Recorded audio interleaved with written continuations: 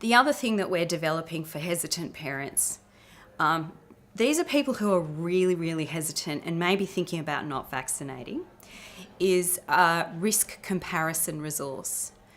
What do I need to think about if I vaccinate my child? What are the risks and benefits? What do I need to think about if I don't vaccinate my child? The risks and benefits there.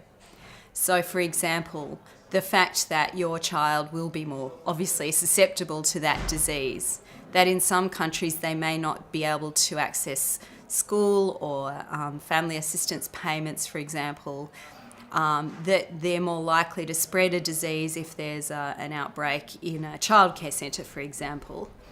Or that because in their social network they don't agree with vaccination, it might be more comfortable for them to keep not doing that. You know, we need to acknowledge that there are some of these things that parents are weighing up.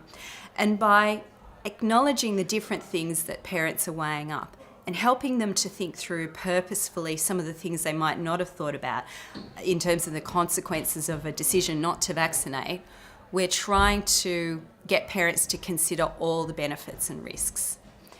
We're hoping, because we're for public health and we're for vaccination, that by doing that, parents may be more willing to consider vaccination, because ultimately the overwhelming benefits outweigh the risks of vaccines. But we want this to be done in a respectful way that respects their autonomy and their decision making about their kids, and that hopefully minimises the harm that might come if they decide not to vaccinate.